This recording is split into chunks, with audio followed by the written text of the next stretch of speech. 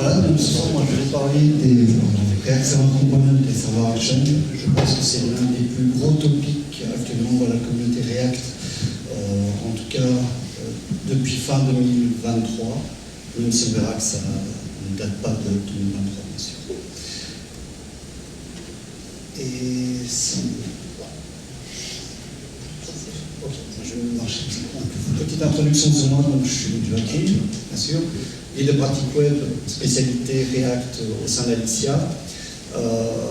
J'ai commencé dans le monde du développement en 97, donc ça fait déjà une paire d'années. Comme beaucoup de développeurs à cette époque-là, j'ai fait PHP, ASP3, .NET, jQuery, malheureusement, et Python. J'ai pas aimé du tout la partie front-end avec jQuery. Je pense que comme beaucoup de développeurs, ça n'a pas été fond amour. Et puis j'ai découvert React en 2017. Et là, ça m'a redonné goût au développement front-end. Depuis, je ne fais que ça, d'ailleurs, au développement front. Même si j'ai fait un petit écart avec Angular en 2018. Personne n'est parfait, bien sûr. Et depuis 2022, j'ai découvert aussi ce qu'on appelle la T3 Stack. Je pourrais revenir plus tard là-dessus, pour ceux qui voudront savoir ce que c'est exactement, s'ils ne connaissent pas. Mais je suis le contributeur au niveau de la documentation francophone de la T3 Stack. Et je suis papa de 3 enfants aussi, accessoirement. Alors, petite historique un peu dans le monde du web. Ça date pas d'hier, comme on dit. En 90, naissance de l'HTML, premier balbutiement. On arrive en 95 avec PHP qui vient chambouler le tout et démocratiser les sites web dynamiques. Vous allez comprendre un peu plus loin pourquoi je parle de PHP ici. Puis 2006, jQuery arrive, première release, c'est tout beau, mais bon, c'est pas l'idéal. 2013, React vient tout chambouler, GCX, etc. C'est la panique. 2016, à nouveau, grand chamboulement, React introduit les hooks. Et 2020, premier talk sur les RFC et dans la foulée, publication sur les RSC, pardon, et publication de la RFC sur le repo de React pour les React Server Components et les Server Action. Et on est en 2024, React 19 est sur le point de sortir. Où est-ce qu'on va? Voilà. Donc, les React Server Components, on pourrait voir ça un peu comme une évolution du server-side rendering, parce qu'au final, ce n'est que ça. C'est vraiment une amélioration du côté serveur, du rendu côté serveur. Mais ça va un peu plus loin, parce que contrairement où avant on faisait du rendu côté serveur, donc c'est-à-dire qu'on prenait son composant, le premier rendu était fait, et ensuite on renvoyait le composant au browser qui se chargeait de le réexécuter et de faire tout son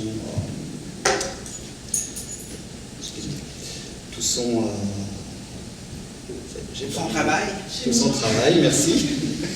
Je suis un peu stressé, vous inquiétez. Là, on ne fait que rendre de l'HTML et ça s'arrête là. Donc, il n'y a rien dans Virtual DOM côté browser avec les composants qui ont été roulés côté serveur. Du coup, si on prend l'exemple ici, un composant très très basique en React, on le connaît tous, qu'est-ce qui se passe derrière? Qu'est-ce qui se passe? C'est que côté serveur, React, lui, va faire son rendu, il va faire l'HTML, et c'est ça qui va être envoyé. Rien d'autre, de l'HTML pur. Ça amène une problématique, c'est que ce composant doit rester pur. C'est-à-dire qu'on ne peut pas venir lui donner des hooks. On va voir plus tard, on ne peut pas utiliser des hooks dans ce genre de composant. Mais par contre, ce que ça nous permet de faire, c'est de pouvoir faire quelque chose que les gens ont paniqué en voyant ça, c'est de venir faire un appel à notre base de données, directement dans notre composant serveur React. Donc là, par exemple, le getToDo, c'est une simple fonction JavaScript qui, derrière, va faire un appel à notre base de données SQL pour aller récupérer des to-do. Si tu peux souligner un peu le slide, si c'est possible. Je vais essayer. Je ne peux pas te garantir. Yes.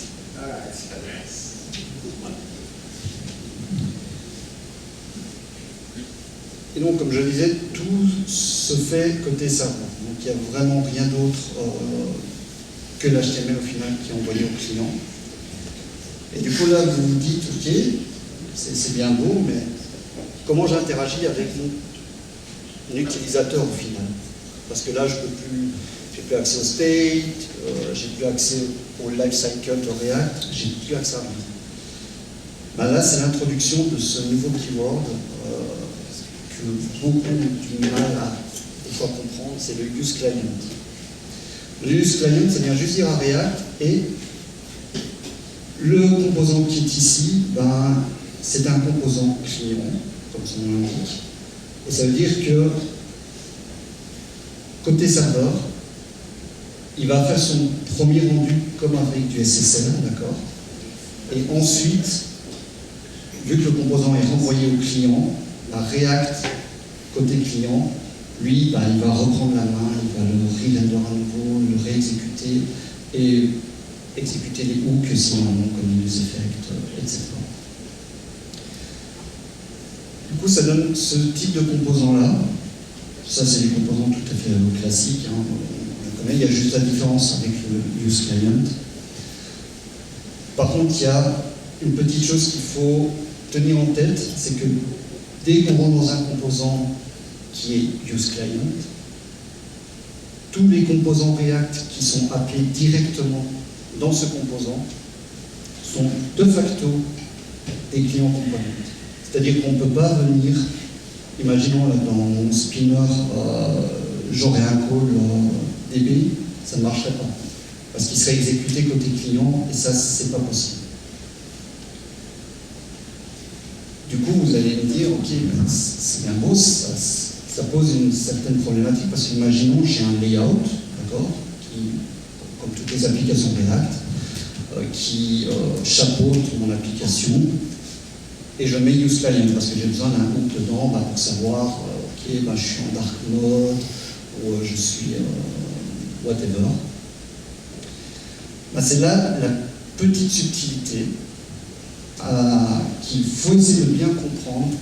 Ce n'est pas parce que mon client est, mon component, pardon, est un client component que tout ce qui en découle derrière est de facto un client component. C'est un peu contradictoire par rapport à ce que j'ai dit juste à l'instant. Vous savez où je vous ai dit, dès qu'on exécute, on fait appel à un composant React dans un autre client, dans un component client, pardon, il est de facto aussi client. Mais ça va être faux si on passe à un children. D'accord? React, lui, côté serveur, qu'est-ce qu'il va faire? Il va rentrer dans ce composant client, d'accord? Il va voir qu'il est censé être rendu qu'il va faire sa première passe côté serveur et renvoyer le reste au front-end. Mais les children, lui, il peut être, par contre, un serveur component. C'est là la petite subtilité qu'il faut vraiment essayer de comprendre et bien assimiler.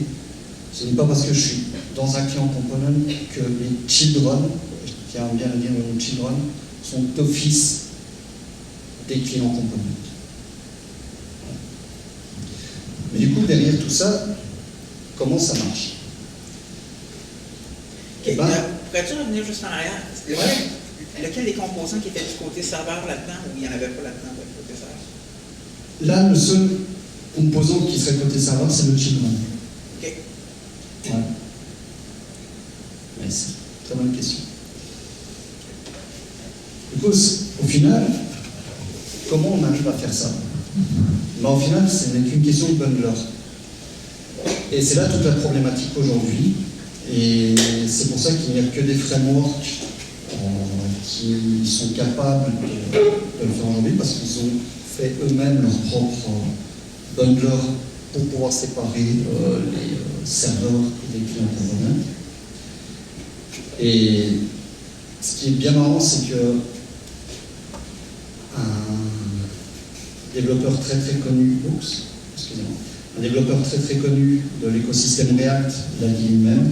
C'est pour ça que j'aime bien reprendre ces deux tweets de Dana Varnoff. Le premier qui est vraiment une réponse à Devon Covet, qui est quelqu'un qui essaie d'implémenter les serveurs components auprès de Parcel. Parcel qui est un provider comme Vercel ou autre.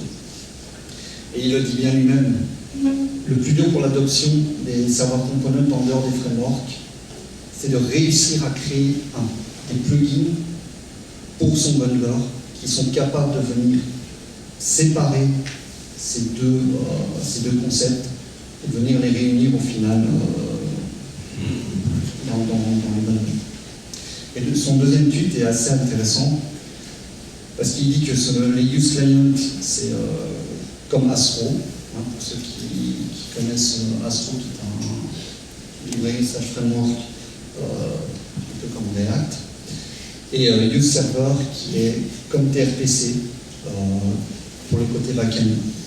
Mais là vous allez me dire, ok Joachim, jusqu'à présent, Use Server. Super. Use Server, on ne l'a pas vu dans tes sites, Joachim. Dans quel cas on utilise ça?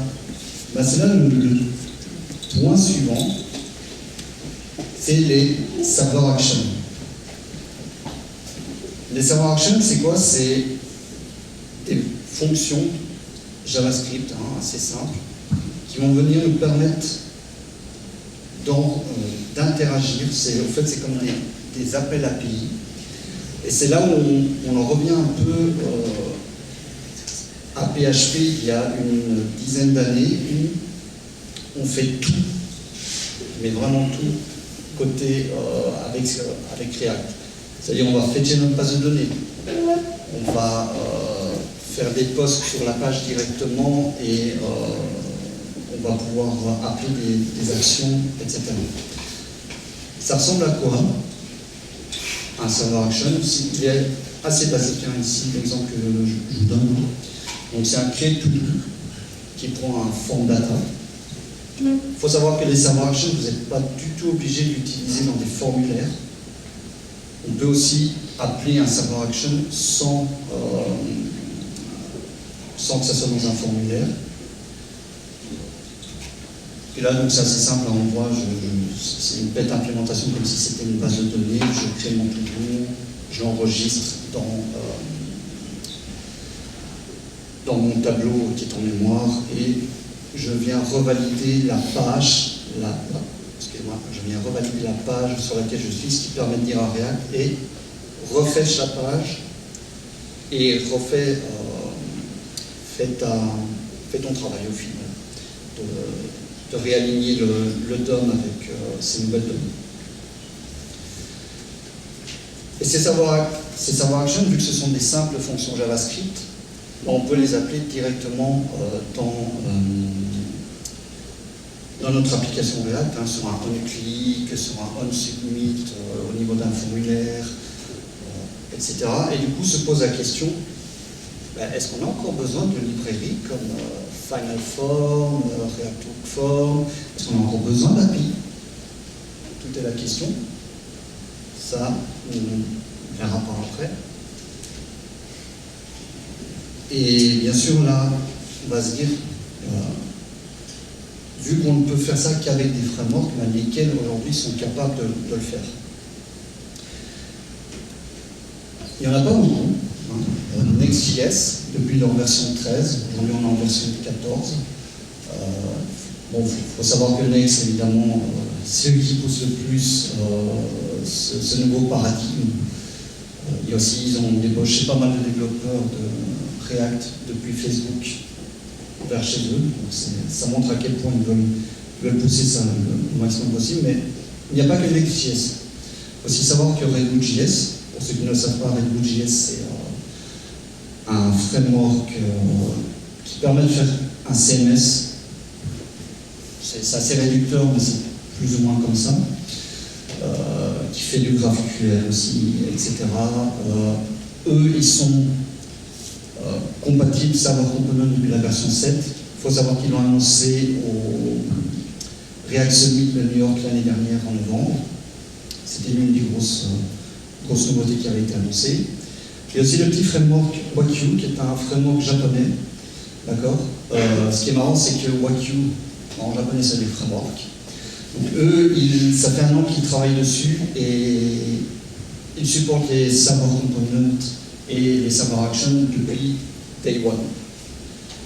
Et il y a le petit dernier, Remix, toujours à part, Remix. Eux, ils sont toujours en train de se demander si est-ce qu'ils vont l'implémenter ou pas. Déjà, ils veulent attendre que ça passe en stable release, donc ça sera avec React 19. Mais ils se posent surtout la question de savoir est-ce que ça vaut vraiment le coup de le faire, de prendre tout ce temps de créer les plugins pour leur bundler, etc., pour pouvoir l'implémenter, parce qu'eux, ils estiment que Remix aujourd'hui, ça fait déjà le travail. L'avenir nous le dira. Et du coup, on se pose la question, est-ce que c'est vraiment le futur de React, les server components, ou au contraire, ça va être un flop monumental? On est qu'au balbutiement, et les premières applications qui sont portées en production avec ce nouveau paradigme, ça marche, ça ne marchera pas, seul l'avenir nous le dira. Et c'est tout pour moi.